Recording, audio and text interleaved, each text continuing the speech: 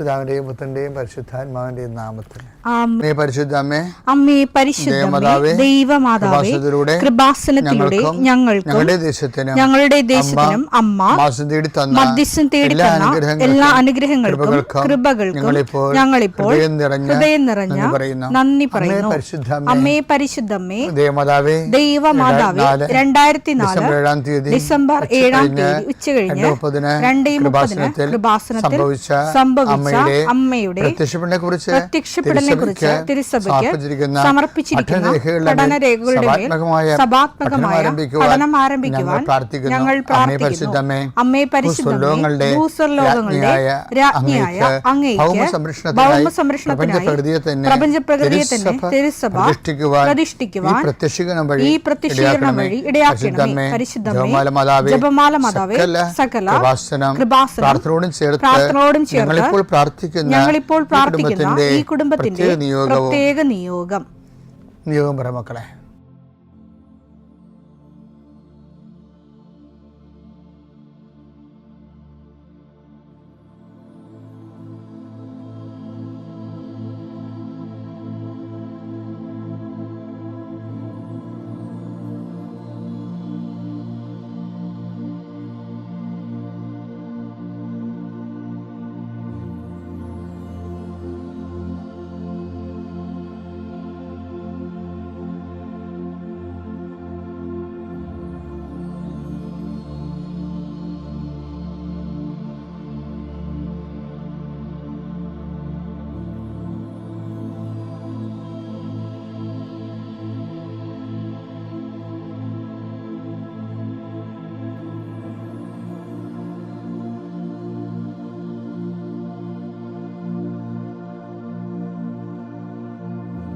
അമ്മയുടെ പ്രത്യക്ഷീകരണത്തിന്റെ ഈ അനുഗ്രഹവേളയിൽ ഞങ്ങൾക്ക് സാധിച്ചു തരുവാൻ കനിയണമേ. ആമേൻ. വിശ്വാസ പ്രമാണം. സർവശക്തനായ പിതാവും ആകാശത്തിന്റെയും ഭൂമിയുടെയും സൃഷ്ടാവുമായ ദൈവത്തിൽ ഞാൻ വിശ്വസിക്കുന്നു. അവിടുത്തെ ഏകപുത്രനും ഞങ്ങളുടെ കർത്താവുമായ ഈശോമിശിഹായിലും ഞാൻ വിശ്വസിക്കുന്നു. ഈ പുത്രൻ പരിശുദ്ധാത്മാവിനാൽ ഗർഭസ്ഥനായി കന്യകാമറിയത്തിൽ നിന്ന് പിറന്ന് പൊന്തിയോസ് പീലാത്തോസിന്റെ കാലത്ത് പീഡകൾ സഹിച്ച് കുരിശിൽ തറയ്ക്കപ്പെട്ട് മരിച്ച് അടക്കപ്പെട്ട് പാതാളങ്ങളിൽ ഇറങ്ങി മരിച്ചവരുടെ ഇടയിൽ നിന്ന് 3-ാം നാൾ ഉയർത്ത് സ്വർഗത്തിലേക്ക് എഴുന്നള്ളി സർവശക്തിയുള്ള പിതാവായ ദൈവത്തിന്റെ വലതുഭാഗത്തിരിക്കുന്നു. അവിടെ നിന്ന് ജീവിക്കുന്നവരെയും മരിച്ചവരെയും വിധിക്കുവാൻ വരുമെന്നും ഞാൻ വിശ്വസിക്കുന്നു. പരിശുദ്ധാത്മാവിലും ഞാൻ വിശ്വസിക്കുന്നു. വിശുദ്ധ കത്തോലിക്കാ സഭയിലും പുണ്യവാന്മാരുടെ ഐക്യത്തിലും പാപങ്ങളുടെ മോചനത്തിലും ശരീരത്തിന്റെ ഉയർപ്പിലും നിത്യമായ ജീവിതത്തിലും ഞാൻ വിശ്വസിക്കുന്നു. ആമേൻ. സ്വർഗ്ഗസ്ഥനായ ഞങ്ങളുടെ പിതാവേ, അങ്ങയുടെ നാമം പൂജിതമാകണമേ. അങ്ങയുടെ രാജ്യം വരണമേ. അങ്ങയുടെ തിരുമനസ് സ്വർഗത്തിലെ പോലെ ഭൂമിയിലും ആകണമേ. അന്നു വേണ്ടുന്ന ആഹാരം ഇന്ന് ഞങ്ങൾക്ക് തരണമേ. ഞങ്ങളോട് തെറ്റ് ചെയ്യുന്നവരോട് ഞങ്ങൾ ക്ഷമിക്കുന്നത് പോലെ ഞങ്ങളുടെ തെറ്റുകൾ ഞങ്ങളോടും ക്ഷമിക്കണമേ. ഞങ്ങളെ പ്രലോഭനത്തിൽ ഉൾപ്പെടുത്തരുതേ, തിന്മയിൽ ഞങ്ങൾ രക്ഷിക്കണമേ. ആമേൻ. നന്മ നിറഞ്ഞ മറിയമേ, സ്വസ്തി. കർത്താവ് അങ്ങയുടെ കൂടെ സ്ത്രീകളിൽ അങ്ങ് അനുഗ്രഹിക്കപ്പെട്ടവളാകുന്നു. അങ്ങയുടെ ഉദരത്തിൻ ഫലമായി ഈശോ അനുഗ്രഹിക്കപ്പെട്ടവനാകുന്നു. പരിശുദ്ധ മറിയമേ, തമ്പുരാന്റെ അമ്മേ, പാപികളായ ഞങ്ങൾക്ക് വേണ്ടി ഇപ്പോഴും ഞങ്ങളുടെ മരണസമയത്തും തമ്പുരാനോട് അപേക്ഷിക്കണമേ. ആമേൻ. കർത്താവേ, നിന്റെ ഉന്നതമായ നാമത്തിന് സ്തോത്രം ചെയ്യുന്നു. കർത്താവേ, നിന്റെ വിശുദ്ധ പൗരോഹിത്യത്തെ മഹത്വപ്പെടുത്തണമേ. കർത്താവ്, ഈ പ്രഭാതത്തിലെ അങ്ങയുടെ മക്കളെ കാത്ത് കൊതിച്ചിരിക്കുകയാണ് ഈശോയെ. നിന്റെ വലതുകരത്തിൻ്റെ ഒരാശീർവാദം കിട്ടാൻ വേണ്ടി. കർത്താവ്, ഇന്ന് യാത്രയ്ക്ക് ഒരുങ്ങുന്ന ഓരോ മക്കളുണ്ട്. ഓരോ ഉദ്യമങ്ങളിലൂടെ മനസ്സിൽ വിചാരിച്ചുകൊണ്ട് പോണവരുണ്ട്. ഓരോ ലക്ഷ്യങ്ങൾ മനസ്സിൽ വെച്ച് പോകുന്നവരുണ്ട്. കർത്താവേ, നിന്റെ തിരുമുറുവാർന്ന് ആണിപ്പെടുതാന്ന് വലതുകരം മക്കളുടെ ശിരസ് വെക്കണമേ. അവർ പോകുന്നിടത്തേക്കല്ല, നീ പോകുന്നിടത്തേക്കെല്ലാം ഞാൻ നിൻ്റെ കൂടെ വരുമെന്ന് കർത്താവ് അങ്ങ് പറഞ്ഞിട്ടുണ്ടല്ലോ ഈശോയെ. അങ്ങയുടെ സഞ്ചാര സാന്നിധ്യം അങ്ങയുടെ മക്കളുടെ കൂടെ ഉണ്ടായിരിക്കണമെന്ന് പ്രാർത്ഥിക്കുന്നു. കർത്താവേ, ഉദ്യോഗത്തിൻ്റെ കാര്യത്തിന് വേണ്ടി പോകുന്നവരുണ്ട്, പഠന കാര്യങ്ങൾക്ക് വേണ്ടി പോകുന്നവരുണ്ട്, ജീവിത വ്യാപാരങ്ങൾക്ക് സാമ്പത്തിക കാര്യങ്ങൾക്ക് വേണ്ടി പോകുന്നവരുണ്ട്, ജോലി സംബന്ധമായ കാര്യങ്ങൾക്ക് വേണ്ടി പോകുന്നത് അവരുടെ എല്ലാം കർത്താവിന് തിരുസേന സമർപ്പിക്കുന്നു. ടെസ്റ്റ്, ഇൻ്റർവ്യൂ, പരീക്ഷ, അതുപോലെ ഏജൻസി, ക്രയവിക്രയങ്ങൾ, ജീവിതമാർഗങ്ങൾ, വിദൂരയാത്രകൾ, അങ്ങനെ ബന്ധുത്വം മുറക്ക് പോകുന്ന വിവാഹയാത്രകൾ, ഈശോയെ എവിടെയെല്ലാമൊക്കെ പോകുന്നു അവിടെയെല്ലാം അങ്ങയുടെ മക്കളുടെ കൂടെ നീ ഉണ്ടാകണമേ എന്ന് പ്രാർത്ഥിക്കുന്നു. ഇന്നത്തെ മുഴുവൻ യാത്രകളിൽ കർത്താവ് നിൻ്റെ കൂടെ ഉണ്ടാവുകയും മാതാവ് നിൻ്റെ വലതുകരം ഗ്രഹിക്കുകയും സഞ്ചാരി മാതാവ് രാത്രി നീ തിരികെ വരുമ്പോൾ നിന്നെ ആരോഗ്യത്തോടെയും സമാധാനത്തോടെയും സുരക്ഷിതമായി ദൈവം നിന്നെ തിരികെ എത്തിക്കുകയും ചെയ്യട്ടെ. നിത്യം പിതാവും പുത്രനും പരിശുദ്ധാത്മാ സുരക്ഷ നീക്കുവാണ്. എൻ്റെ പ്രിയപ്പെട്ടവരെ, ഈ ഡ്രൈവിങ് പഠിക്കുന്ന ഒത്തിരി ആൾക്കാർ, ഈ 10-40 വയസ്സുള്ള ആൾക്കാരൊക്കെ വന്നിട്ട് എൻ്റെ അടുത്ത് കരയുവേ, അച്ഛാ ദുബായിലെ ലൈസൻസ് ഡ്രൈവിംഗ് ലൈസൻസിനാണ് ഇപ്പോൾ 8 പ്രാവശ്യം എടുത്തച്ച, എന്നിട്ട് തോറ്റുപോയി. കാര്യം അവർ നമ്മൾ പറയുമ്പോൾ ഞാനതൊക്കെ ഭയങ്കര സീരിയസ് ആയിട്ട് എടുക്കുന്ന ആളാണ്. കാര്യം എനിക്ക് അങ്ങനെ ഒരാൾ പറയുമ്പോൾ എൻ്റെ മനസ്സിൽ നിന്നറിയാം, അയാളുടെ ഭാര്യ, അവരുടെ കടങ്ങൾ, അവരുടെ പെൺകുഞ്ഞുങ്ങൾ, അവരുടെ പഠിത്തം, ഇങ്ങനെ കുറേ കാര്യം ഞാൻ ചിന്തിക്കും. കാര്യം ചിലപ്പോൾ ആ ഒറ്റ ഡ്രൈവിങ് ആ വളയം കൊണ്ടായിരിക്കണം തിരിച്ചാണ് ഈ കുടുംബത്തെ മുഴുവൻ കൊണ്ടുപോകേണ്ടത്. ഇപ്പം ഞാനാണെങ്കിൽ അത് കൊണ്ടുപോയി കർത്താവിൻ്റെ അടുത്ത് പട്ടാങ്ങി പറയും, കർത്താവ് ഈ മനുഷ്യന് സ്വസ്ഥയില്ലാത്തതാണ്, അതൊന്നും നീ കാര്യമാക്കണ്ട. ഉടമ്പടി നോട്ട് ബൈ മെറിറ്റ് വർക്ക് ചെയ്യേണ്ടതാണ്, ബട്ട് ബൈ ഗ്രേസ്. ഈ not by merit but by grace എന്നുവെച്ചാൽ നിൻ്റെ കഴിവല്ല, എൻ്റെ കൃപയെന്ന് ദൈവം അത് ഉണ്ടാക്കിയത് തന്നെ എന്തിനാണെന്നറിയാവോ? നമ്മളുടെ പരാധീനതകളെ പരിഹരിക്കാൻ വേണ്ടിയാണ്. അപ്പം നമുക്കതിൽ വിശ്വാസം. അതുകൊണ്ട് ഉടമ്പടിയിൽ ഒത്തിരി പേര് ഉടമ്പടിയുടെ കാമ്പറിയാവുന്നവരൊക്കെ രക്ഷപ്പെടുന്നുണ്ട്. കാമ്പും കാതും അറിയാൻ പോലാത്തവർ ഇപ്പോഴും ഇരുട്ടി തപ്പറുണ്ട്. കാമ്പറിയാവുന്നവരെല്ലാവരും രക്ഷപ്പെടും. കാര്യം അത് ആ ഒരു കറക്റ്റ് ഫോർമുല ആണല്ലോ. അതിനപ്പം ഇനി ആർക്കത് ഉണ്ടാക്കാൻ പറ്റുന്നത് അതിനൊക്കെ വലിയ ഫോർമുല ദൈവമായിട്ട് റിലേഷനിൽ വരാൻ വേണ്ടി.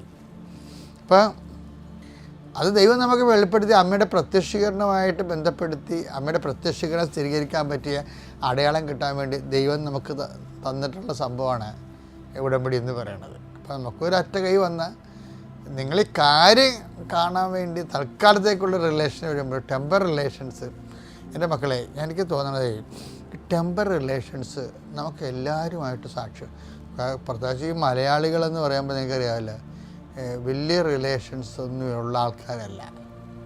പ്രത്യേകിച്ച് പുതിയ തലമുറ യൂസ് ആൻഡ് ത്രോ അല്ലേ. അപ്പോഴത്തെ ഒരു ആവശ്യത്തിന് അവരുമായിട്ട് കമ്മ്യൂണിക്കബിളായി അത് കഴിയുമ്പോൾ അവിടുന്ന് പോകുന്നു. പിന്നെ വേറൊരു സ്ഥലത്ത് ചെന്ന് അവരുമായിട്ടുള്ള അപ്പം മെയിൻറ്റെയിൻ ചെയ്യാനുള്ള കറണ്ട് മെയിൻ്റെനൻസിന് വേണ്ടിയുള്ള ഒരു ബിസിനസ് അക്കൗണ്ടാണ് ആൾക്കാർ മെയിൻറ്റെയിൻ ചെയ്യുന്നത്. പലപ്പോഴും മലയാളികൾ പലപ്പോഴും എനിക്ക് അങ്ങനെ തോന്നിയിരിക്കുന്നത്. ഒരു ശാശ്വതമായ റിലേഷൻസ് ഇല്ല. അതുകൊണ്ട് നിങ്ങളുടെ വാട്സപ്പ് നോക്കിയാൽ മതി. നിങ്ങൾ വർഷങ്ങളോളം എല്ലാവരെയും നിങ്ങൾ ഉടനെ അക്കൗണ്ട് കൊണ്ടുവരും.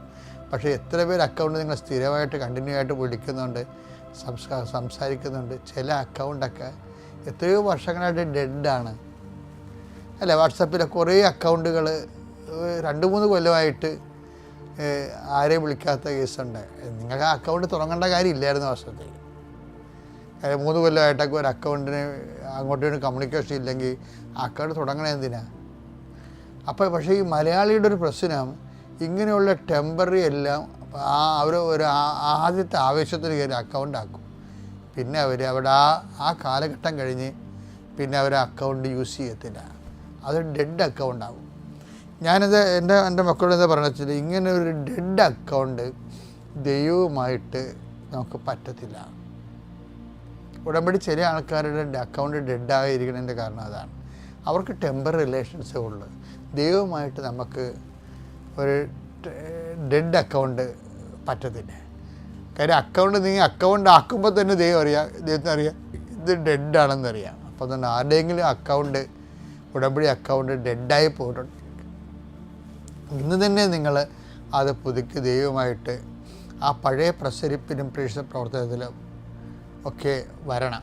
യെരമ്യ 31:3 വിദൂരത്തിൽ നിന്ന് കർത്താവ് അവന് പ്രത്യക്ഷനായി അരുളി ചെയ്തു, എനിക്ക് നിന്നോടുള്ള സ്നേഹം അനന്തമാണ്. നിന്നോടുള്ള വിശ്വസ്തത അചഞ്ചലവും. ചില സമയത്ത് ദൈവത്തിന് വേണ്ടി എന്ത് ചെയ്യാനും ഒരു ആന്തരിക അഭിഷേകം വരണം. അങ്ങനെ വന്നാൽ പിന്നെ നമുക്ക് തിരിഞ്ഞു നോക്കേണ്ടി വരത്തില്ല. നമ്മൾ പറയണതും പറയാത്തതും ചെയ്യേണ്ടതും ഭാവി ചെയ്യേണ്ടതും എല്ലാം കണക്ക് കൂട്ടിയാണ് കർത്താവിൻ്റെ കൂടെ ജീവിക്കണം. ഭയങ്കര രസമാണ്. വെച്ച് കഴിഞ്ഞാൽ നമുക്കറിയാൻ പറ്റത്തില്ല, നമുക്കതുകൊണ്ട് ഇപ്പോൾ ഒരു നോ യൂസ് ആയിരിക്കും. പക്ഷേ കർത്താവ് കരുതി കൂട്ടി നമുക്ക് അടുത്തതിൻ്റെ പിന്നത്തെ കൊല്ലം പ്രയോജനം ഉണ്ടാകുമെന്ന് പറഞ്ഞുകൊണ്ട് ഇന്നേ കർത്താവ് അതിൻ്റെ കാര്യങ്ങൾ സെറ്റ് ചെയ്തുകൊണ്ടിരിക്കണ കാണാം. ഞാനീ ദൈവമായിട്ട് നടന്നപ്പോൾ എനിക്ക് മനസ്സിലായ ഏറ്റവും വലിയ സത്യം അതാണ്. അത് നമ്മുടെ അപ്പനെയും പറ്റത്തില്ല, അമ്മയ്ക്കും പറ്റത്തില്ല. അത് ദൈവത്തിന് മാത്രമേ കറക്റ്റായിട്ട് പറ്റത്തുള്ളൂ. അവിടെ ദൈവം ഒരു മസ്റ്റാണ് ശരിക്കും. പിതാവിൻ്റെയും പുത്രൻ്റെയും പരിശുദ്ധാത്മാവിൻ്റെയും നാമത്തിൽ ആദ്യമായി അമ്മയ്ക്കും തിരുക്കുമാരനും കോടാനുകോടി നന്ദി പറയുന്നു. അമ്മയുടെ പ്രത്യക്ഷീകരണത്തിൻ്റെ സാക്ഷിയാക്കി മാറ്റിയതിന് എനിക്കൊരുപാട് നന്ദി പറയുന്നു. എൻ്റെ പേര് ശ്രീജ. ഞാൻ കരുനാഗപ്പള്ളി, കൊല്ലം ജില്ലയിൽ കരുനാഗപ്പള്ളിയിൽ ഓച്ചിറയിൽ നിന്ന് വരുന്നു. ഇതെൻ്റെ മകൾ അനുശ്രീ. ഞാൻ 2022 ജൂൺ 1 തീയതിയിലാണ് ഇവിടെ വന്ന് ഉടമ്പടി എടുത്തത്. ഉടമ്പടി എടുക്കുവാൻ എന്നോട് കൃപാസനത്തെപ്പറ്റി പറഞ്ഞു തന്നത് എൻ്റെ അടുത്ത അയൽവക്കത്തുള്ള ചേച്ചിയാണ്. ചേച്ചിയുടെ കുടുംബത്തിന് ഈ സമയം ഞാൻ ദൈവം ഒരുപാട് അനുഗ്രഹം നൽകട്ടെ എന്ന് പ്രാർത്ഥിക്കുന്നു. ഞാൻ ഇവിടെ വരുന്നതിൻ്റെ തലേ ദിവസമാണ് കൃപാസനം എന്നുള്ളൊരു പള്ളിയെക്കുറിച്ച് ഞാൻ ജീവിതത്തിൽ അറിയുന്നത് പോലും.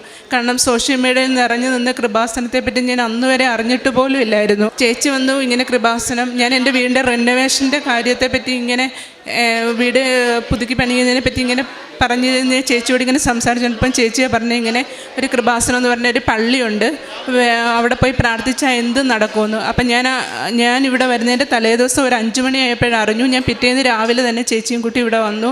അന്ന് തന്നെ ഉടമ്പടി എടുത്തതിന് ശേഷം എൻ്റെ ജീവിതത്തിൽ ഒരുപാട് മാറ്റങ്ങളാണ് വന്നത്. ഫസ്റ്റ് ഇവിടെ വന്ന് അന്ന് തന്നെ ഉടമ്പടി എടുക്കാൻ പറ്റി. ഫസ്റ്റ് അതിനേക്കാൾ ഉപരി എനിക്ക് ഈശോയുടെ ഒരു സ്വപ്നത്തിലൊരു സ്പർശനം കിട്ടിയെന്നുള്ളതാണ് എൻ്റെ ജീവിതത്തിലെ ഏറ്റവും വലിയൊരു അനുഗ്രഹമായിട്ട്. ഞാനൊരു ഹിന്ദു ആയിട്ട് കൂടി ഈശോ എൻ്റെ സ്വപ്നത്തിൽ എനിക്കൊരു സ്പർശനം കിട്ടിയതാണ് എനിക്ക് ഏറ്റവും വലിയൊരു അനുഗ്രഹം. അതിനുശേഷം എനിക്ക് എന്തെല്ലാം കാര്യങ്ങളുണ്ടെങ്കിൽ അതൊരു മുൻകൂട്ടിയായിട്ട് എനിക്ക് കാണിച്ചു തരുന്നുണ്ട് എൻ്റെ ഈശോ. അത് അമ്മ മാതാവ് വഴി ഈശോ എനിക്ക് തന്ന ഒരു അനുഗ്രഹമായിരിക്കും. അതെന്താണെന്ന് വെച്ചാൽ ഞാൻ ചുരുക്കി പറയാം. ഞാൻ ഒരു ദിവസം എനിക്ക് പല്ലിൻ്റെ ഒരു ചെറിയൊരു സർജറി ഉണ്ടായിരുന്നു. ആ സർജറി പ്രകാരം ഞാനൊരു ചെറിയൊരു വേദനയിൽ ഉച്ചത്തിൽ ഉറങ്ങുമല്ലായിരുന്നു. ഒരു 1:30 ആയപ്പോൾ ഞാനിങ്ങനെ തലയണ ഭിത്തിയിൽ ചാരി വെച്ച് ഇങ്ങനെ മയങ്ങി ഇങ്ങനെ ഇരുന്നപ്പോൾ ഞാനിങ്ങനെ കാണുന്നത് ഒരു ഇരുണ്ട പ്രദേശത്തിൽ അവിടെ ഒരു വെട്ടം കാണുന്നതായിട്ട് കണ്ടു. ആ വെട്ടത്തിൽ ഒരു ഫുൾ ഫാദർ ഇട്ടേക്കുന്നൂട്ട് ഡ്രസ്സ് ഇട്ട് ഒരു വൈറ്റ് ഫുൾ ലോഹ കൂട്ടിട്ട് ഞാൻ വിശ്വസിക്കുന്ന എൻ്റെ ദൈവം അവിടെ ഒരു നരച്ച ദീശയും ഫുൾ മുടിയും നരച്ചുള്ള ഒരു ഈശോയെ പോലെ ഇരിക്കുന്ന ഒരു ദൈവം ഇങ്ങനെ 2 കൈയും വിരിച്ചു നിൽക്കുന്നു, 2 കൈ ഇങ്ങനെ പിടിച്ചുകൊണ്ട് നിൽക്കുന്നു. അവിടെ 2 സ്ത്രീകൾ ഇങ്ങനെ പാസ് ചെയ്ത് വരുന്നു. അതിലൊരു സ്ത്രീ എന്ന് വെച്ചാൽ എന്നെ കൃപാസനത്തിൽ കൊണ്ടുവന്ന ചേച്ചിയാണ്. അവർ വന്നു ദൈവത്തിൻ്റെ കൈ പിടിക്കുന്നു. ഞാൻ വിശ്വസിക്കുന്ന ദൈവത്തിൻ്റെ കൈ പിടിക്കുന്നു. അവർ പാസ് ചെയ്ത് പോകുന്നു. അപ്പോഴത്തേക്ക് എൻ്റെ ഹസ്ബൻഡ് പ്രമുഖമായൊരു ചാനലിൽ വർക്ക് ചെയ്യുവാണ്. അപ്പോൾ പുള്ളിക്ക് എപ്പോഴും ഇങ്ങനെ ഫോൺ വരും. പുള്ളി ഇപ്പം വീട്ടിൽ നിന്നാലും അടുത്ത റോഡിൽ ഇങ്ങനെ ഫോണിങ്ങനെ സംസാരിച്ച് എപ്പോഴും ഇങ്ങനെ കോള് വരുന്നതുകൊണ്ട് ഇങ്ങനെ സംസാരിച്ചു. അപ്പോൾ പുള്ളി ഇങ്ങനെ ഫോൺ ചെയ്ത് നടക്കുന്നതായിട്ടാണ് ഞാൻ കാണുന്നത്. അപ്പം ഞാനിതെല്ലാം ഒരു മരത്തിൻ്റെ സൈഡിൽ ഇങ്ങനെ ചാരി മയങ്ങി നിന്ന് കാണുന്നതായിട്ടാണ് കാണുന്നത്. അപ്പം ആ 2 സ്ത്രീകളിങ്ങനെ പാസ് ചെയ്ത് പോയി കഴിഞ്ഞപ്പോഴത്തേക്ക് ഈ ദൈവം എന്ന് ഞാൻ വിശ്വസിക്കുന്ന ദൈവം എൻ്റെ ഹസ്ബൻഡിനെ വിളിക്കുന്നു, താനിങ്ങോട്ടൊന്ന് വന്നേന്ന് പറയുന്നു. അപ്പോൾ പുള്ളി ഫോൺ ഓഫ് ചെയ്തു പോക്കറ്റിൽ വെക്കുന്നതെല്ലാം ഞാൻ കാണുന്നുണ്ട് ആ സ്വപ്നത്തിലാണ്. അപ്പോൾ ഇങ്ങനെ വരുന്നു. വന്നപ്പോൾ പുള്ളി തിരിഞ്ഞ് എന്നെ നോക്കും, ഞാനത് കേട്ടോ എന്ന്. അപ്പം ഞാൻ കാണുന്നത് പുള്ളി പോയി, അപ്പം പുള്ളിയുടെ കൈ നീട്ടി ദൈവം. അപ്പം കയ്യിലിങ്ങനെ സ്പർശിച്ചപ്പം പറഞ്ഞ് തനിക്ക് ഇച്ചിരി ദേഷ്യം കൂടുതലാണ്, എന്നാലും താൻ ചെയ്യുന്ന കുറച്ച് നല്ല പ്രവൃത്തികൾ കൊണ്ട് ദൈവം അത് പൊറുക്കുവാണെന്ന് പറഞ്ഞു. അത് പറഞ്ഞപ്പം പുള്ളി തിരിഞ്ഞ് എന്നെ അന്ന് നോക്കി ഞാനത് കേട്ടോന്ന്. അപ്പം ഞാനത് കേട്ടിട്ടും എനിക്കൊന്നും തോന്നിയില്ല. കുറച്ച് കഴിഞ്ഞപ്പോൾ ഞാൻ വീണ്ടും എൻ്റെ കണ്ണ് കുറച്ചങ്ങോട്ട് മാറി ഇങ്ങനെ നോക്കി. ഞാൻ നോക്കിയപ്പോൾ അവിടെ ഒരു ഭയങ്കര പ്രകാശം ഇങ്ങനെ പാസ് ചെയ്ത് എൻ്റെ അടുക്കിലോട്ട് വരുന്നു. ഞാൻ നോക്കിയപ്പോൾ ഇതേ കണക്ക് വൈറ്റ് ഡ്രസ്സുള്ള ഒരു രൂപം വരുന്നു. ഞാൻ ഇങ്ങനെ മുകളോട്ട് നോക്കിയപ്പോൾ അവിടെ റെഡ് ഷോളിട്ട് ആരോ നടന്നു വരും. ഞാൻ നോക്കിയപ്പോൾ അയ്യോ ഈശോ എന്നിങ്ങനെ ഉറക്കെ വിളിച്ചു പറഞ്ഞു. അപ്പം 2 കൈ വിരിച്ചു പിടിച്ചുകൊണ്ട് ചിരിച്ചുകൊണ്ട് തലയാട്ടി എന്നെ ഇങ്ങനെ വിളിച്ചു. ഞാൻ ഓടിച്ചെന്ന് അങ്ങ് കെട്ടിപ്പിടിക്കുകയും എൻ്റെ തലേന്ന് കാല് വരെ ഒരു എർത്ത് പാസ് ചെയ്ത് പോന്നിട്ട് അപ്പം തന്നെ ഞെട്ടി ഉണർന്ന്. അതാണ് എൻ്റെ ഏറ്റവും വലിയ ജീവിതത്തിൽ എനിക്ക് ഏറ്റവും കിട്ടിയ ഒരു അനുഗ്രഹം. പിന്നെ അതുകൂടാതെ ഞാൻ ദൈവത്തിൻ്റെ അനുഗ്രഹത്താൽ ചെറുതായിട്ട് ചിത്രം വരയ്ക്കും. അപ്പം അങ്ങനെ ഞാൻ മാതാവിൻ്റെ ഒരു പടം വരച്ചിന് പടമാണിത്. ഈ പടം വരച്ചതിന് ശേഷം എനിക്ക് കിട്ടിയ അനുഗ്രഹം ഒരുപാടാണ്. അത് തന്നെയെല്ലാം അതിനുശേഷം ഞാനും മോളും ഇവിടെ ഉടമ്പടി എടുത്തിട്ടുണ്ട്. ഞാനും കൂടെ ഉടമ്പടി എടുത്ത ഒരു ദിവസം പുതുക്കിയതിന് ശേഷം വീട്ടിൽ ചെന്ന് സന്ധ്യാപ്രാർത്ഥന ചെയ്തുകൊണ്ടിരുന്നപ്പം പ്രാർത്ഥനയില ഈശോ ഇങ്ങനൊരു രൂപം ഭിത്തി തെളിഞ്ഞു വന്നത്. ഞങ്ങൾ പ്രാർത്ഥിച്ച് തീരുന്നിടം വരെ അങ്ങനെ ഉണ്ടായിരുന്നു ഈശോയുടെ ക്രൂശിത രൂപം. അങ്ങനെ അത് കഴിഞ്ഞിട്ട് പിന്നെ എൻ്റെ വീടിൻ്റെ റെനോവേഷൻ്റെ കാര്യം പറയാം. 4 മാസം കൊണ്ട് റെനോവേഷൻ പെട്ടെന്ന് പൂർത്തീകരിച്ച് ഞാനൊരു അർദ്ധ സർക്കാർ സ്ഥാപനത്തിൽ സെക്രട്ടറിയായിട്ട് ജോലി ചെയ്യുവാണ്. ഞാനപ്പം എനിക്ക് ഈ പെട്ടെന്ന് റിനോവേഷൻ വന്നപ്പോഴത്തേക്ക് ഹസ്ബൻഡിൻ്റെ കയ്യിലായാലും എൻ്റെ കയ്യിലും പെട്ടെന്ന് ക്യാഷ് എടുക്കാൻ പറ്റില്ല. ഉള്ളത് കുറച്ചുണ്ട്. അപ്പം പെട്ടെന്നപ്പോൾ ഞാൻ ചിട്ടി പിടിക്കാം എന്നൊക്കെ വിചാരിച്ചു. ചിട്ടി പിടിക്കാൻ വേണ്ടി ഫസ്റ്റ് മെയിൻ ബ്രാഞ്ചിലും ഉണ്ടായിരുന്നു, ഈവനിങ് ബ്രാഞ്ചിലും ഉണ്ടായിരുന്നു. മെയിൻ ബ്രാഞ്ചിൽ ഒരു 4 മണിക്ക് ചിട്ടിക്ക് പോയിരുന്നു. ടോക്കൺ കുറി വീഴട്ടെ എന്ന് പ്രാർത്ഥിച്ചവിടെ ഇരുന്നു. അപ്പം അവിടെ അതിനകത്തുള്ളവർ തന്നെ ടോക്കൺ എടുക്കണമെന്ന് പറഞ്ഞു. ഞാൻ ഓടിച്ചെന്ന് ഇപ്പം വേറെ ആരും എണ്ണീറ്റില്ല, ആർക്കും ഒരു ധൈര്യമില്ല, ആരും എണ്ണിക്കുന്നില്ല. അപ്പം ഞാൻ പറഞ്ഞ് എന്തായാലും എനിക്ക് വീഴുമായിരിക്കും എന്നുള്ള ധൈര്യത്തെ ഞാൻ തന്നെ പോയി ടോക്കൺ എടുത്തു. പക്ഷേ എൻ്റെ തൊട്ടടുത്ത് കസേരയിരുന്ന ആൾക്കാരാണ് അടുത്ത് വീണത്. അപ്പോൾ എനിക്കൊരു സങ്കടം വന്നു. മാതാവ് എനിക്കെന്നാലും എനിക്ക് തന്നില്ലല്ലോ എന്ന് പറഞ്ഞിട്ട് ഒരു സങ്കടം തോന്നി. ഞാൻ എന്നിട്ട് അപ്പം തന്നെ അവിടെ നിന്ന് ഇറങ്ങി ഈവനിങ് ബ്രാഞ്ചിൽ ചെന്നുള്ള അടുത്ത ചിട്ടി എന്തായാലും പിടിക്കാമെന്ന് വിചാരിച്ചു. കാരണം ഞാൻ ഇതുവരെ ചിട്ടി പിടിച്ചിട്ടില്ല, എൻ്റെ രീതിയെപ്പറ്റി എനിക്ക് അറിയത്തതുമില്ല. അപ്പം ഞാൻ അവിടെ ചെന്ന് ചോദിച്ചു എങ്ങനെയാണ് ചിട്ടി പിടിക്കേണ്ടതെന്നൊക്കെ ചോദിച്ചപ്പോൾ അവരെല്ലാം വിശദമായിട്ട് പറഞ്ഞു തന്നു. അപ്പോൾ അത് കഴിഞ്ഞിട്ട് ഞാനിവിടെ ഇരുന്നു. അപ്പോൾ ഫസ്റ്റ് കുറി കഴിഞ്ഞിട്ട് പിന്നെ 3 ലേലമാണ്. അപ്പം കുറി എടുക്കാൻ വേറെ ആളിനെ വിളിച്ചു. കുറി എടുത്തപ്പോൾ ആ നമ്പർ ഒരു സിസ്റ്റത്തിൽ നമ്പർ വിളിച്ച് പറഞ്ഞപ്പോഴത്തേക്കും എൻ്റെ മനസ്സിൽ ഇത് എൻ്റെ നമ്പറിലേന്ന് ഞാൻ വിചാരിച്ചു. എന്നിട്ട് ഞാൻ എനിക്ക് വിശ്വസിക്കാൻ പറ്റാതിരുന്നു.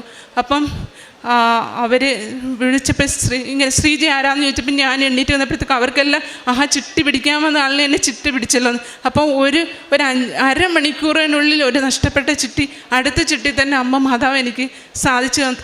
അപ്പോൾ അത്രയും പൈസയും കൂടെ എനിക്ക് അതിനെല്ലാം 4 മാസം കൊണ്ട് എൻ്റെ റിനോവേഷൻ പെട്ടെന്ന് എങ്ങനെയൊക്കെയാണ് പൈസ വന്നതെന്ന് എനിക്കിപ്പം തന്നെ അറിയാൻ വയ്യ. അത് പെട്ടെന്ന് പൂർത്തീകരിച്ച് നല്ലൊരു വീടായിട്ട് പുതിയൊരു വീട് പുതിയ വീടായിട്ട് തന്നെ തോന്നത്തുള്ളൂ. ആ രീതിയിൽ മെച്ചപ്പെടുത്തി തന്ന് അമ്മ. അതുകൂടാതെ ഞാൻ അർദ്ധസർക്കാർ സ്ഥാപനത്തിൽ സെക്രട്ടറിയായിട്ട് ജോലി ചെയ്യാമെന്ന് പറഞ്ഞല്ലോ. അപ്പം അതിനോടൊപ്പം തന്നെ ജോലി ചെയ്യാൻ പറ്റുന്ന വേറൊരു ജോലിയും കൂടെ തരണേ എന്ന് ഞാൻ നിയോഗത്തിൽ വെറുതെ ഒന്ന് വെച്ചതാണ്. അമ്മയെ വിശ്വസിച്ച് ഞാൻ വെച്ചു. പക്ഷേ അത് നിയോഗം വെച്ച് 1 മാസം കഴിഞ്ഞപ്പോഴത്തേക്ക് എനിക്ക് വേറൊരു ഇൻഡയറക്റ്റായിട്ട് അതേ കണക്ക് തന്നെ ഒരു സ്ഥാപനത്തിലാണ് ഇൻഡയറക്റ്റായിട്ട് വർക്ക് ചെയ്യാൻ പറ്റുന്നൊരു ജോലി ലഭിച്ചു. അതിൽ നിന്ന് ഞാൻ നന്നായിട്ട് ഏൺ ചെയ്യുന്നുണ്ട്. അത് തന്നെ കൂടാതെ ഇവിടുത്തെ വിശുദ്ധ തൈലവും ഉപ്പും അതെന്ന് വെച്ചാൽ വിശ്വസിക്കാൻ പറ്റാത്ത അത്രയ്ക്ക് നല്ല, ഒരിക്കലും പറഞ്ഞറിയാൻ പറ്റാത്ത അത്രയ്ക്ക് നല്ല അനുഭവങ്ങൾ തരുന്നുണ്ട്. നമുക്കൊരു വേദന വന്നാലോ അപ്പോൾ തന്നെ വിശ്വാസ പ്രമാണം ചൊല്ലി തേച്ചു കഴിഞ്ഞാൽ പിന്നെ അപ്പം തന്നെ അത് മാറുന്നുണ്ട്. അത് തന്നെയെല്ലാം. പിന്നെ അടുത്തായിട്ട് പറയാനുള്ളത് എൻ്റെ മോൻ്റെ കാര്യമാണ്. ഈ മോനാണെങ്കിൽ പഠിക്കാൻ നല്ല താല്പര്യമുണ്ട്, പക്ഷേ ഇരിക്കത്തില്ല. പിന്നെ അയാൾക്ക് മറ്റ് മെക്കാനിക്കൽ സംബന്ധമായിട്ടുള്ള കാര്യങ്ങൾക്ക് ഇപ്പം 9th സ്റ്റാൻഡേർഡിലാണ് പഠിക്കുന്നത്.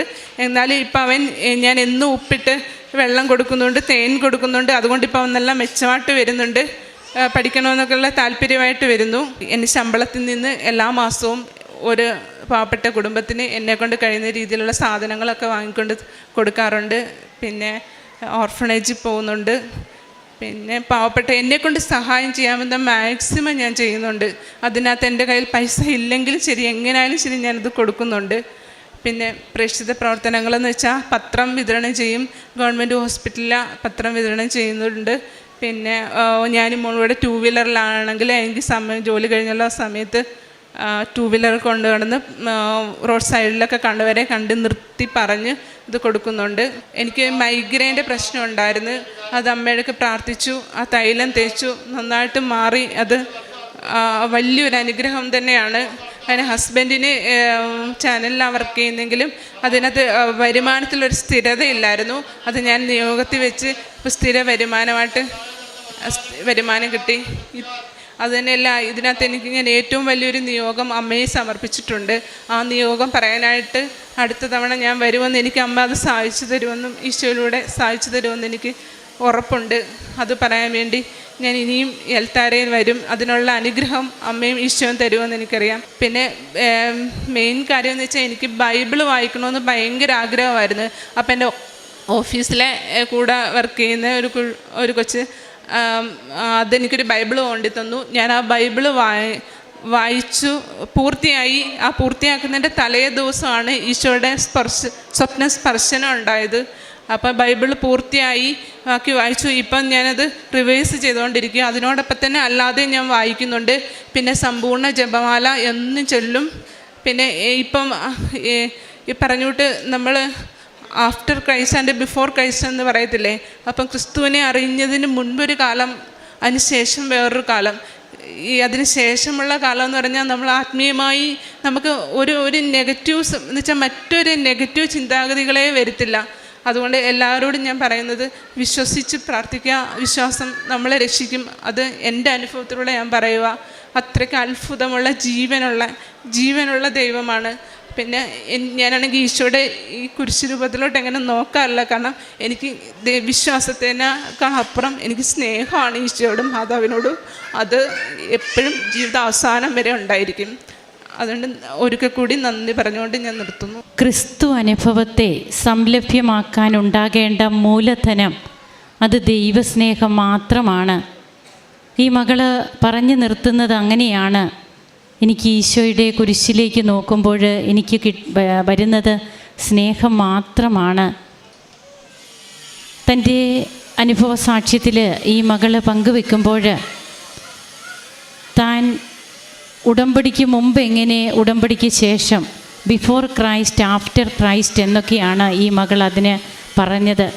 അതായത് തനിക്ക് ഒരു നെഗറ്റീവ് ചിന്ത പോലും തൻ്റെ മനസ്സിൽ വരാൻ അങ്ങനെയുള്ളൊരു ചാൻസ് പോലും ഉണ്ടാകാത്ത തരത്തിലുള്ള ബോധ്യങ്ങൾ, അതാണ് ഇന്നിപ്പോൾ തനിക്ക് തൻ്റെ ഹൃദയത്തിൽ അങ്ങനെയുള്ള ഒരു നന്മകൾ കൊണ്ട് നിറയുകയാണ്.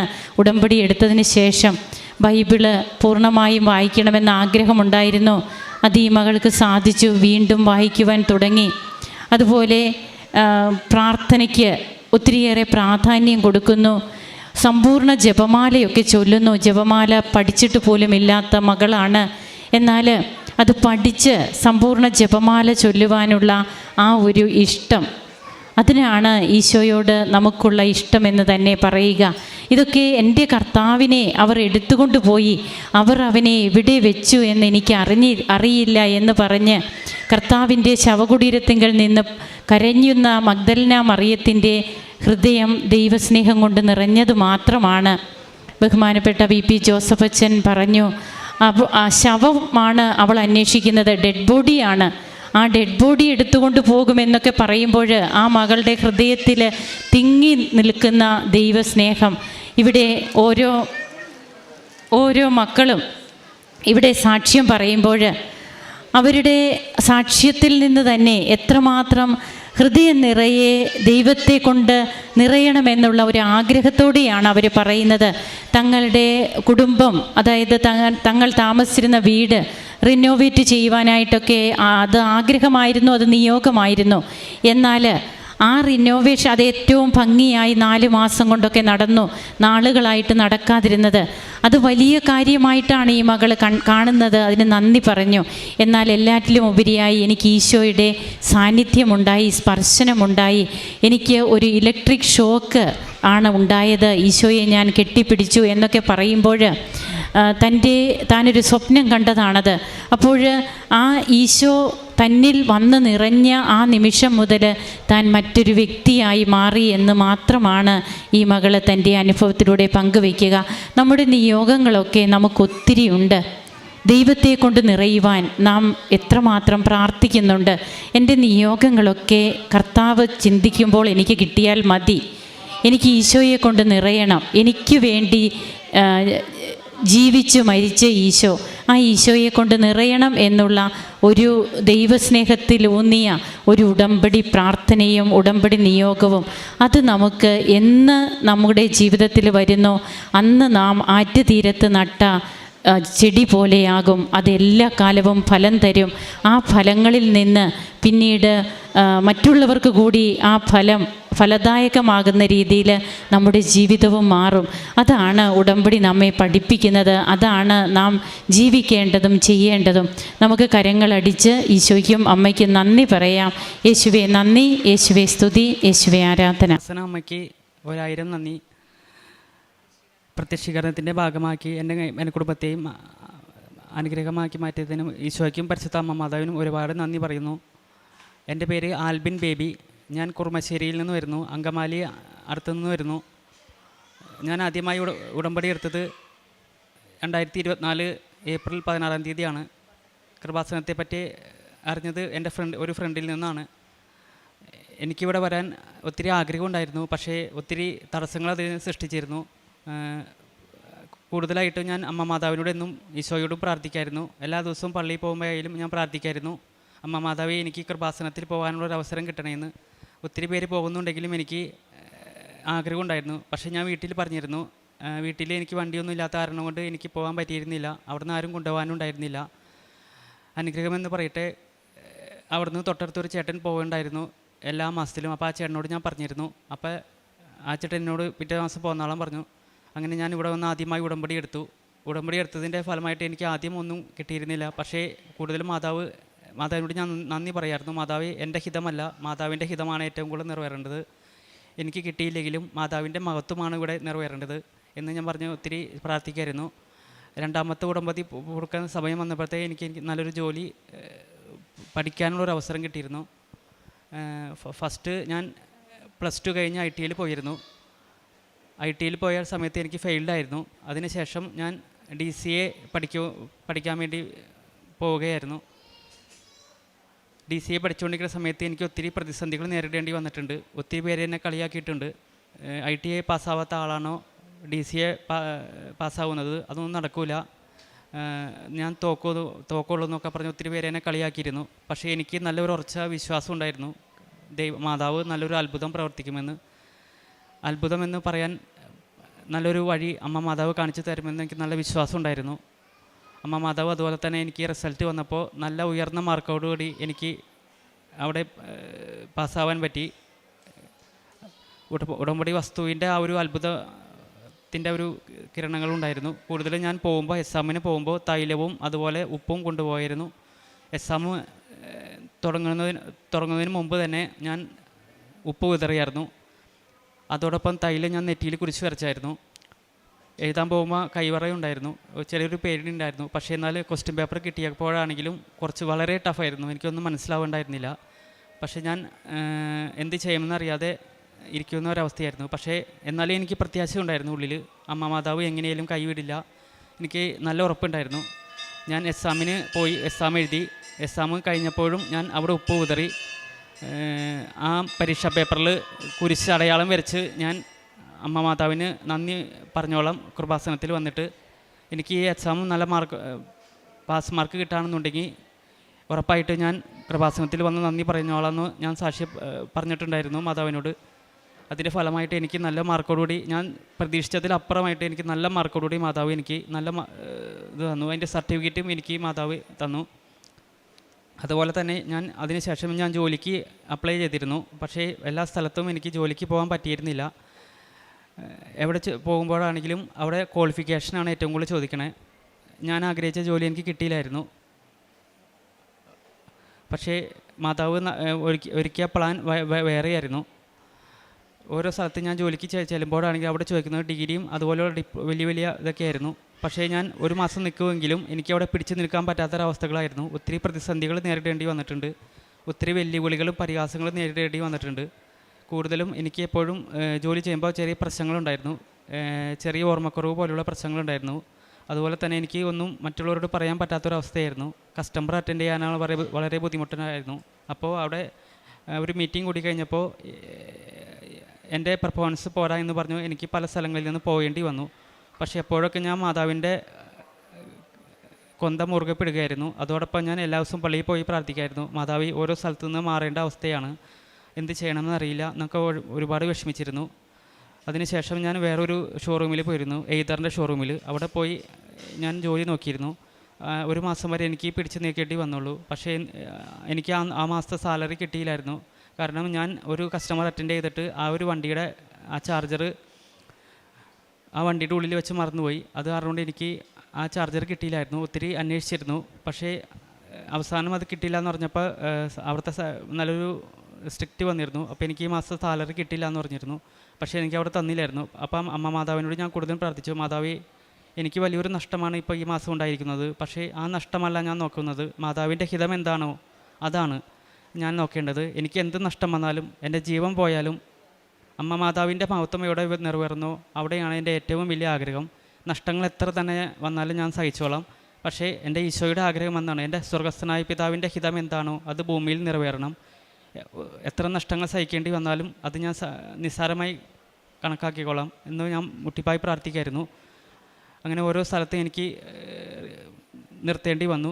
എങ്ങും പിടിച്ച് നിൽക്കാൻ പറ്റാത്തൊരവസ്ഥയായിരുന്നു. അങ്ങനെ ഈ ഒരു ഉടമ്പടി, ഈ തവണ ഉടമ്പടി പുതുക്കാൻ സമയം വന്നപ്പോഴത്തേക്കും മാതാവ് എനിക്ക് നല്ലൊരു സ്ഥലത്ത് ആമസോണിൻ്റെ നല്ലൊരു കമ്പനിയിൽ എനിക്ക് നല്ല സാലറിയോടുകൂടി നല്ലൊരു ജോലി കിട്ടി.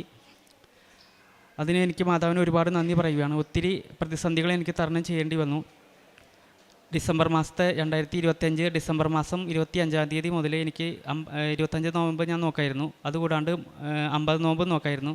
ആ ഓരോ നോയമ്പിലൂടെയും കടന്നു പോകുമ്പോൾ എനിക്ക് ഒത്തിരി വേദനകളിലൂടെയാണ് കടന്നു പോയിക്കൊണ്ടിരുന്നത്. അതിനുശേഷം എനിക്ക് ജനുവരി മാസം മുതൽ പല സ്ഥലങ്ങളിൽ നിന്ന് റിസൈൻ ചെയ്യേണ്ടി വന്നു. അങ്ങനെ മാർച്ച് മാസം അവസാനം വരെ എനിക്ക് പിടിച്ചു നിൽക്കാൻ പറ്റാത്തൊരവസ്ഥയായിരുന്നു. പക്ഷേ 1, 2, 5 സ്ഥലം വരെ ഈശോയുടെ 5 സ്ഥലം വരെ എനിക്ക് 5-ാം സ്ഥലം വരെ വേദന നിറഞ്ഞതായിരുന്നു. പക്ഷേ 6-ാം സ്ഥലം ആയപ്പോഴേക്കും എനിക്ക് നല്ലൊരു സ്ഥാപനത്തിൽ ജോലി കിട്ടി. അതിലെനിക്ക് ഈശോയ്ക്ക് ഞാൻ ഒരുപാട് നന്ദി പറയുകയാണ്. അതോടൊപ്പം ഈശോയുടെ വേദനകളിലും ഈശോയുടെ മഹത്വത്തിലും എനിക്ക് പങ്കുചേരാൻ പറ്റി.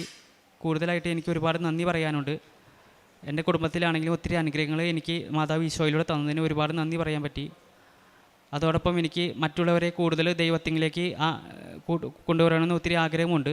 ഇനിയും ഒരുപാട് പേര് വരുമെന്നുള്ള പ്രതീക്ഷ എനിക്കുണ്ട്. കാരണം ലോകം മുഴുവനും ഏകസത്യ ദൈവമായ യേശു ക്രിസ്തുവിനെ ലോകം മുഴുവനും അറിയപ്പെടുക എന്നതാണ് എൻ്റെ ഏറ്റവും വലിയ ആഗ്രഹം. അതുപോലെ ഇപ്പം പരിശുദ്ധ അമ്മ മാതാവ് ലോകം മുഴുവൻ അറിയപ്പെടണം. 1000 മക്കൾ, ഇനിയും 1000 മക്കൾ മാതാവിനെ അറിയപ്പെടാനും പരിശുദ്ധ അമ്മ മാതാവിൻ്റെ മധ്യസ്ഥം വഴി ഞാൻ അപേക്ഷിക്കുകയാണ്. അതോടൊപ്പം എൻ്റെ ചേച്ചിക്ക് ഒത്തിരി നാളായിട്ട് കല്യാണം നടക്കാത്തൊരവസ്ഥയായിരുന്നു. വരുന്ന കേസ് മുഴുവനും പല കാര്യങ്ങളും ഒഴിഞ്ഞു പോയായിരുന്നു, പല തടസ്സങ്ങളായിട്ടും. അതോടൊപ്പം ഒത്തിരി ശത്രുക്കൾ എനിക്കുണ്ടായിരുന്നു. എൻ്റെ കുടുംബത്തിന് കല്യാണം മുടക്കാനാണെങ്കിൽ ഒത്തിരി പേര് നോക്കിയിരുന്നു. പക്ഷേ അതൊന്നും വർക്കൗട്ട് ആവേണ്ടായിരുന്നില്ല. 1, 2 മാത്രം അവർക്ക് വർക്കൗട്ട് ആയിരുന്നുള്ളൂ. പക്ഷേ അതിനുശേഷം മാതാവിൻ്റെ കൃപ കൊണ്ട് എനിക്ക് എൻ്റെ ചേച്ചിക്ക് 3-ാമത്തെ ഒരു കേസ് വന്നപ്പോൾ അത് ഭംഗിയായി നടത്തി. അമ്മയുടെ ഹൃദയപ്രകാരം കാഞ്ഞൂർ പള്ളിയിൽ വെച്ച് പുണ്യാളൻ്റെ ആ ഒരു നടയിൽ വെച്ച് വിവാഹം നടത്താനുള്ള അവസരം കിട്ടി. അതിനുശേഷം പിന്നെ ഉടമ്പടി എടുക്കാൻ ഇന്ന് ഉടമ്പടി എടുക്കാൻ സാധിച്ചതിൽ ഒരുപാട് നന്ദി പറയുകയാണ് മാതാവിന്. ഞാൻ പ്രതീക്ഷിച്ചതിലപ്പുറമായിട്ട് എനിക്ക് മാതാവ് നടത്തി തന്ന എല്ലാ അനുഗ്രഹങ്ങൾക്കും ഒരുപാട് നന്ദി പറയുകയാണ്. ഇനി തരാൻ പോകുന്ന വലിയ മഹത്വത്തിനും നന്മകൾക്കും അമ്മ മാതാവിന് ഞാൻ ഒരുപാട് നന്ദി പറയുകയാണ്. പ്രേക്ഷിത പ്രവർത്തനമാണെങ്കിലും ഞാൻ ഒത്തിരി ചെയ്തിട്ടുണ്ട്, ഒത്തിരി പേരെ സഹായിച്ചിട്ടുണ്ട്. ഏറ്റവും കൂടുതലായിട്ട് എപ്പോഴും ഞാൻ ഈശോയോട് പറയും, ഈശോയെ എൻ്റെ ഹിതമല്ല, ഈശോയുടെ ഹിതമാണ് നിറവേറേണ്ടത്. ഈശോ എന്താണ് എന്നിലൂടെ ആഗ്രഹിക്കുന്നത്, ഞാൻ എന്ത് ചെയ്യാനാണ് ആഗ്രഹിക്കുന്നത്, അതുപോലെ തന്നെ എനിക്ക് നിറവേറ്റി തരണേ ഈശോയെ എന്ന് ഞാൻ ഇന്നും പ്രാർത്ഥിക്കായിരുന്നു. അതുപോലെ പത്രം ഞാൻ ഒത്തിരി പേർക്ക് വിതരായിരുന്നു. ഒത്തിരി പേർക്ക് ഞാൻ കൊണ്ടു കൊടുക്കായിരുന്നു, ഹൈന്ദവർക്കാണെങ്കിലും. പിന്നെ അതുപോലെ തന്നെ ഒരു കുടുംബത്തിൽ ഞാൻ കൊണ്ടുപോയപ്പോൾ എനിക്ക് വളരെ വിഷമമായി. കാരണം കാലുകളും മുറിക്കപ്പെട്ട ഒരു അവസ്ഥയായിരുന്നു. ആ ഒരു വ്യക്തിയുടെ ക്യാൻസർ രോഗമായിരുന്നു. ക്യാൻസർ രോഗം കാരണം കൊണ്ട് 2 കാലുകൾ മുറിച്ച് കളഞ്ഞു. പക്ഷേ എന്നാലും ഞാൻ ആ പത്രം കൊണ്ട് കൊടുത്തപ്പോൾ അതിനോടൊപ്പം ഞാൻ തേനും കൊടുത്തിരുന്നു, ഉപ്പും ഞാൻ കൊടുത്തിരുന്നു. ആ മുറിയിൽ, പ്രാർത്ഥന മുറിയിൽ വിതരണം ഞാൻ ഒത്തിരി പറഞ്ഞിരുന്നു. അങ്ങനെ ഒത്തിരി ഞാൻ പ്രാർത്ഥിച്ചിരുന്നു. പക്ഷേ എന്നാലും ആ പത്രം കൊടുത്തതിന് ശേഷം ഞാൻ പോയതിൻ്റെ പിറ്റേ ദിവസം ഞാൻ ചെന്ന് കഴിഞ്ഞപ്പോൾ അവർക്ക് ഒത്തിരി ദർശനങ്ങൾ കാണാൻ പറ്റി. മാതാവ് ആ ഒരു കുടുംബത്തിൽ ചെന്നൊരു അനുഭവം ഉണ്ടായി. അതുകൂടാണ്ട് ആ ചേട്ടന് നല്ലൊരു രോഗസൗഖ്യം കിട്ടി, ഒരു ആശ്വാസം കിട്ടി, വലിയ വേദനകളിൽ നിന്ന് ഒരു മോചനം കിട്ടി. ഉറപ്പായിട്ടും എനിക്ക് നല്ലൊരു പ്രത്യാശ ഉണ്ടായിരുന്നു. കാരണം ഞാൻ ഇവിടുന്ന് ഇറങ്ങി പോകുന്നതിന് മുന്നേ നല്ലൊരു പ്രത്യാശ ഉണ്ടായിരുന്നു. മാതാവ് എങ്ങനെയും അവിടെ അത്ഭുതകരമായിട്ട് ഇടപെടുമെന്ന് നല്ലൊരു പ്രത്യാശ ഉണ്ടായിരുന്നു. അതുപോലെ തന്നെ എനിക്ക് മാതാവ് നടത്തി തന്നു. അങ്ങനെ ഒരുപാട് ആത്മീയ ജീവിതത്തിൽ എനിക്ക് ഒത്തിരി മാറ്റങ്ങൾ വരുത്താൻ പറ്റി. പിന്നെ അതോടൊപ്പം എനിക്ക് പെട്ടെന്ന് ദേഷ്യപ്പെടുന്ന ഒരു സ്വഭാവം ഉണ്ടായിരുന്നു. ചെറിയ കാര്യങ്ങൾക്ക് പോലും പെട്ടെന്ന് ദേഷ്യപ്പെടുന്ന ഒരു സ്വഭാവം ഉണ്ടായിരുന്നു. പക്ഷേ എന്നാലും അതെനിക്ക് നല്ലൊരു മാറ്റം കൊണ്ടുവരാൻ പറ്റി മാതാവിൻ്റെ കൃപയാൽ. കൂടുതലായിട്ട് എനിക്ക് ഉപ്പും അതുപോലെ തന്നെ തൈലം കൊണ്ടുമാണ് ഏറ്റവും കൂടുതൽ എൻ്റെ ജീവിതം ഇത്രത്തോളം മാറ്റിമറിച്ചത്. അമ്മ മാതാവ് പ്രതീക്ഷിച്ചതിലും അപ്പുറമായി എനിക്ക് സാധിച്ചു തന്നതിന് ഒത്തിരി നന്ദി പറയുകയാണ്. ഞാൻ ഒട്ടും പ്രതീക്ഷിച്ചില്ല ഇവിടെ വന്ന് സാക്ഷ്യം പറയുവാനുള്ള അവസരം കിട്ടുമെന്ന്. പക്ഷേ എനിക്ക് മാതാവ് അതിനുള്ള നല്ലൊരു അവസരം തന്നു.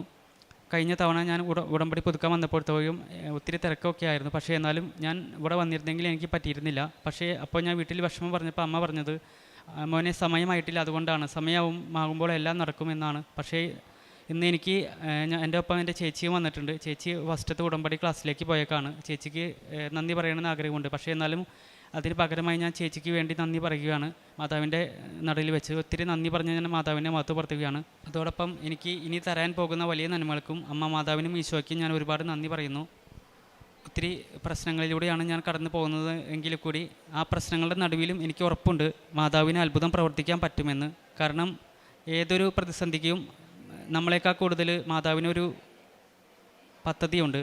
പക്ഷേ മനുഷ്യരായി നമുക്കൊന്നും അംഗീകരിക്കാൻ പറ്റത്തില്ല. അത് നടക്കില്ല, ഒരിക്കലും ഈ കൊല്ലത്തിൽ ഒരിക്കലും നടക്കില്ല എന്ന് മനുഷ്യർ വിധി എഴുതിയ കാര്യങ്ങൾക്ക് പോലും മാതാവിന് അവിടെ അത്ഭുതം പ്രവർത്തിക്കാൻ പറ്റുമെന്നുള്ള ഒരു വിശ്വാസമാണ് എനിക്കതിലൂടെ കാണാൻ പറ്റിയത്. ഒത്തിരി അനുഗ്രഹങ്ങളും ഒത്തിരി ദർശനങ്ങളും എനിക്ക് കാണാൻ പറ്റിയിട്ടുണ്ട്. മാതാവ് ഞാൻ സ്വപ്നത്തിലാണെങ്കിലും മാതാവിൻ്റെ ഈ അൾത്തറയിൽ ഇരിക്കുന്ന മാതാവിൻ്റെ അതേ രൂപത്തിൽ മാതാവ് ഒത്തിരി സ്വപ്നത്തിൽ എൻ്റെ വന്നിട്ടുണ്ട്. അതുപോലെ എനിക്ക് ഒത്തിരി ദർശനങ്ങൾ കാണാൻ പറ്റിയിട്ടുണ്ട്. പിന്നെ അതുപോലെ തിരിയെത്തി പ്രാർത്ഥിക്കുമ്പോഴാണെങ്കിലും തിരി പൊട്ടുന്നൊരു അനുഭവം എനിക്കുണ്ടായിട്ടുണ്ട്. പ്രാർത്ഥിക്കാനുള്ള തടസ്സങ്ങളുണ്ടായപ്പോഴൊക്കെ എനിക്ക് ഏറ്റവും കൂടുതലായിട്ട് പ്രാർത്ഥിക്കാൻ നല്ലൊരു അവസരം കിട്ടിയിരുന്നു. തടസ്സങ്ങൾ ഉണ്ടായാൽ പോലും ആ തടസ്സങ്ങൾ മാറ്റി എനിക്ക് മാതാവ് ഒത്തിരി തന്നിട്ടുണ്ട്. അത് ഞാൻ ഈശോയ്ക്ക് ഞാൻ ഒരുപാട് നന്ദി പറയുകയാണ്.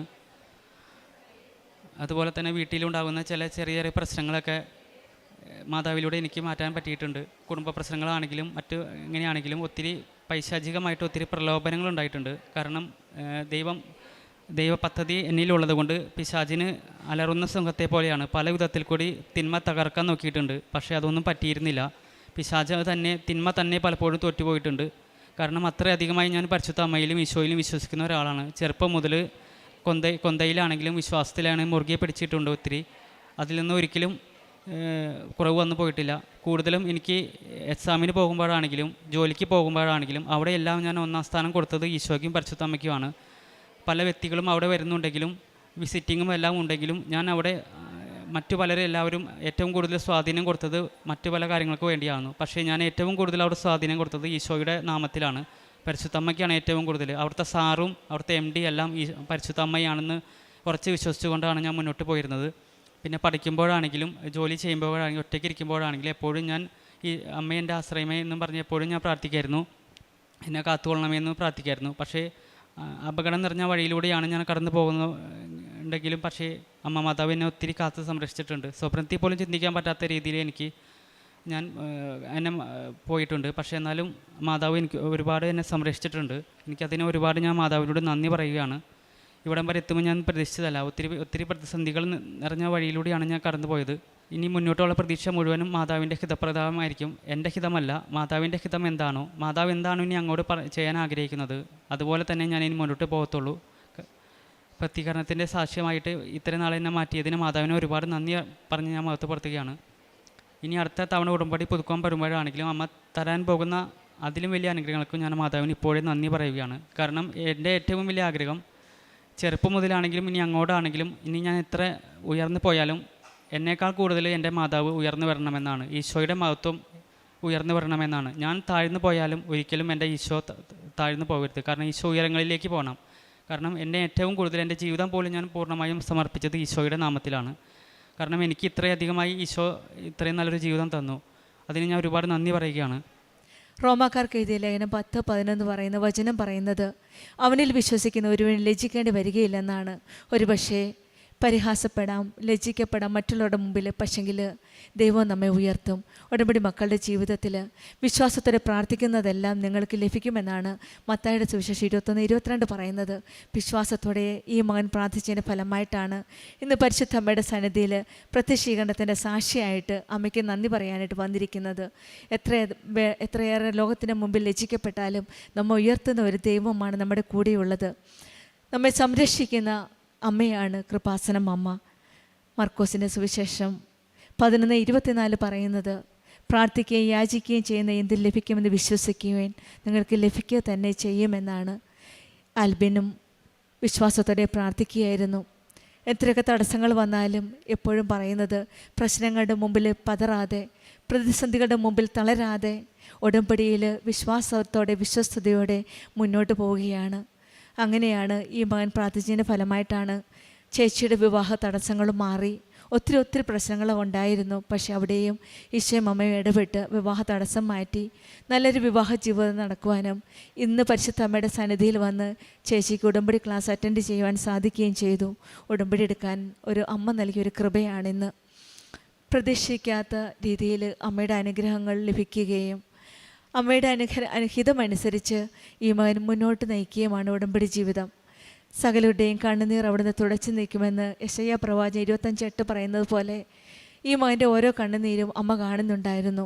പ്രശ്നങ്ങളുടെ നടുവിൽ കണ്ണുനീരോടെ അമ്മയുടെ സന്നിധിയിൽ പ്രാർത്ഥിച്ചതിൻ്റെ ഫലമായിട്ട് ഇന്ന് ആ കണ്ണീരൊപ്പുന്ന അമ്മയുടെ സന്നിധിയിൽ അമ്മയുടെ പ്രത്യക്ഷീകരണത്തിൻ്റെ സാക്ഷിയായിട്ട് പരിശുദ്ധ അമ്മയ്ക്ക് നന്ദി പറയാനാണ് ഇന്ന് ആൽബിനും സഹോദരിയും വന്നിരിക്കുന്നത്.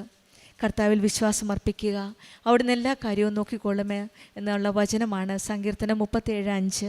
ഉടമ്പടി മക്കളുടെ ജീവിതത്തിൽ നമുക്ക് പൂർണ്ണമായിട്ട് കർത്താവിൻ്റെ കരങ്ങളിലേക്ക് വിശ്വാസം അർപ്പിച്ച് നമ്മുടെ ഉടമ്പടി ജീവിതം മുന്നോട്ട് നയിക്കാം. നമ്മുടെ ജീവിതത്തിലെ ഉടമ്പടിയിൽ കൂടി ദൈവസന്നിധിയിൽ ജീവിക്കാനുള്ള നിത്യമായ അനുഗ്രഹവും സത്യമായ സന്തോഷവും ലഭിക്കട്ടെ എന്ന് നമുക്ക് പ്രാർത്ഥിക്കാം. ആൽബിനും കുടുംബത്തിന് ലഭിച്ച എല്ലാ അനുഗ്രഹങ്ങൾക്കും നമ്മൾക്ക് കരങ്ങളടിച്ച് ദൈവത്തെ മഹത്വപ്പെടുത്താം.